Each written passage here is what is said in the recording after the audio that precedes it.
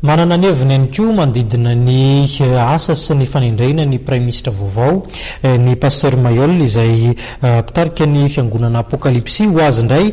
dia nanambarany tenany fa tokony avela asa aloha zany ny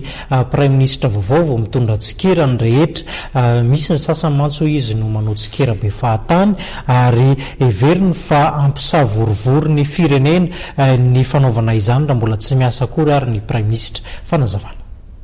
Mampisy resabe eo anivon'ny fiarahamonina rehetra hoy ny pasteur Mayol ny fanendrena ny Premier ministre Tsay Christian ho azy dia tokony avela asa aloha ity Premier ministre vaovao ity vao ametraka fanakanana ny vahoaka satria dia io no natolotry ny antoko-panohitra. Aloha zany dia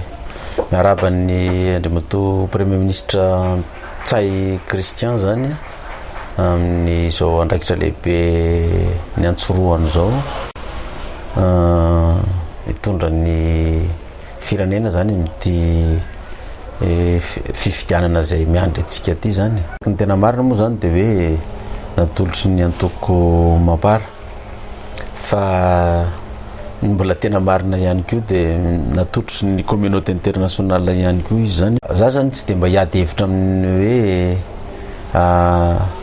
avy amin'izy le Premier ministre na avy amin'izy fa ny zava-dehibe amiko fotsiny dia hoe io ary zany le Premier ministre efa mipetraka dia ny rarina dia ny afotany izay diditsy andraikitra atao azy. Beta be manko ny olona tonga dia efa mitsara melo hoe tsy havita io hoe inona ny zavatra vitany io. Ny olona hoe mbola tsy miasa korsiny dia tonga dia ataontsika hoe tsy havita kosa. Anano sarotra ihany anefa hoy ny tena ny fananganana ny gouvernemanta satria dia efa hita soritra fa miady seza sahady ny mpanao politika. Ny zavatra sarotra anankiray koa nefa dia ity le mpanao politika eto amintsika moa zany io tsy fanomezantsiny fa zay ny mpanao politika ny azy carrière politika io dia toerana zany no tsy maintsy hiazaka zany dia mety asarotra ny asan'ny Premier ministre zany amin'ilay fananganana ny gouvernement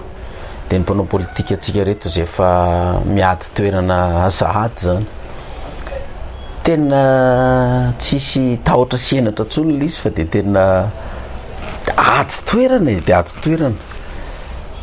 kanefa na izany ary zany arô za tsy manome tsiny andreo mpanao politika ireo fa anjarantsika vaoaka fotsiny mijery hoe izay ny mpanao politika ka aza mena tsinina izy fa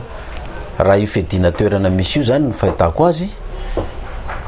dia mbola ho sarosarotra ny ananganana an'ilay gouvernement. Nanao antsoavo an'ireo enclave kely politika rehetra ny tenany mba hitsinjo vahoaka amin'izay satria dia efa tena mahantra loatra ny vahoaka ho iatrany ny tenany.